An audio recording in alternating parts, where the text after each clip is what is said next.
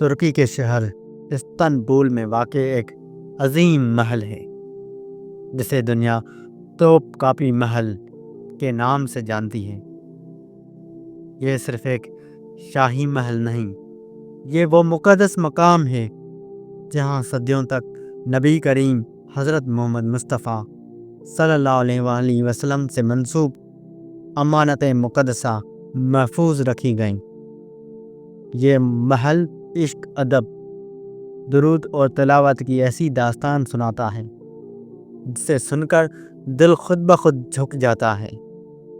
اسلامی تاریخ میں جب بھی کوئی نیا خلیفہ مقرر ہوتا، اس کے پاس کچھ ایسی مقدس نشانیاں ہوا کرتی تھیں جو براہ راست نبی کریم صلی اللہ علیہ وآلہ وسلم سے منسوب تھیں۔ انہیں امانت مقدسہ کہا جاتا تھا۔ نبی کریم صلی اللہ علیہ وآلہ وسلم کے موئے مبارک، آپ صلی اللہ علیہ وآلہ وسلم کے نالین مبارک اور آپ صلی اللہ علیہ وآلہ وسلم کی وہ مبارک تلواریں جو تاریخ اسلام کا روشن باب ہیں۔ روایات کے مطابق حضور پاک صلی اللہ علیہ وآلہ وسلم کے پاس 3 تلواریں ہوا کرتی تھیں۔ ذوالفقار جو آپ صلی اللہ علیہ وآلہ وسلم نے حضرت علی کرم اللہ وجہ کریم کو عطا فرمائی۔ الماسور جو آپ صلی اللہ علیہ وآلہ وسلم کو بطور تحفہ پیش کی گئی۔ البتار جو آپ صلی اللہ علیہ وآلہ وسلم کو مال غنیمت میں حاصل ہوئی۔ ہر نئے خلیفہ کی بیعت کے موقع پر یہ تلواریں بطور علامت اس کے پاس رکھی جاتی تھیں، جبکہ باقی اوقات میں یہ تمام امانت مقدسہ توپ کاپی محل میں محفوظ رہتی۔ اسی توپ کاپی محل میں نبی کریم صلی اللہ علیہ وآلہ وسلم کے وہ اصل خطوط بھی موجود تھے جو آپ صلی اللہ علیہ وآلہ وسلم نے رومی بادشاہ کو، حبشہ ایتھوپیا کے بادشاہ کو اور فارس پرشیا کے بادشاہ کو لکھے۔ یہ خطوط آج بھی اپنی اصل حالت میں موجود ہیں اور ان پر نبی کریم صلی اللہ علیہ وآلہ وسلم کی مہر مبارک ثبت ہے، جس پر واضح الفاظ میں لکھا ہے محمد رسول اللہ صلی اللہ علیہ وآلہ وسلم۔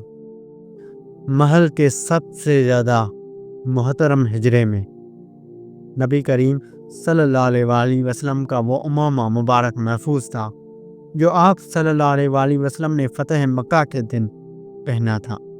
اس حجرے میں داخل ہونے کے لیے وضو شرط تھا، بغیر وضو کسی کو اجازت نہیں تھی۔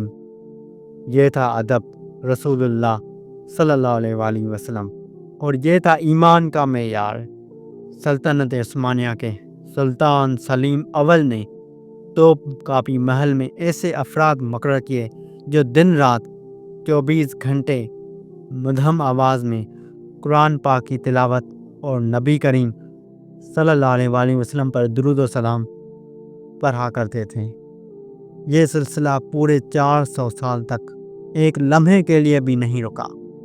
سوچئے، 4 صدیاں مسلسل درود۔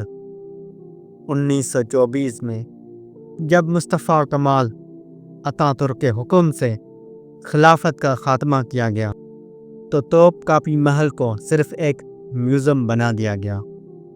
اسی کے ساتھ قرآن کی تلاوت بند کر دی گئی۔ درود و سلام کا وہ مسلسل سلسلہ بھی ختم ہو گیا۔ تقریباً 20 سال تک وہاں نہ تلاوت ہوئی، نہ درود کی آواز سنائی دی۔ اللہ اکبر۔ افسوس ہی کیا جا سکتا ہے، افسوس اور صرف افسوس۔ بعد میں جب عدنان مندرس اقتدار میں آئے تو انہوں نے نرمی اور عقیدت کا مظاہرہ کیا اور حکم دیا کہ کم از کم امانت مقدسہ والے کمروں میں دوبارہ قرآن کی تلاوت اور درود و سلام کا آغاز کیا جائے۔ یوں ایک بار پھر وہ مقدس آوازیں لوٹ آئیں، اگرچہ اب مخصوص اوقات میں۔ میرے پیارے نبی صلی اللہ علیہ وآلہ وسلم پر دل کی گہرائیوں سے لاکھوں کروڑوں درود و سلام۔ ہمیں یقین ہے کہ ایک دن پھر خلافت اعلیٰ منہاج نبی صلی اللہ علیہ وآلہ وسلم کا دور آئے گا، حق غالب ہوگا اور باطل مٹ جائے گا۔ اللہ تعالی ہمیں ہر حال میں حق پر قائم رکھے، آمین یا رب العالمین۔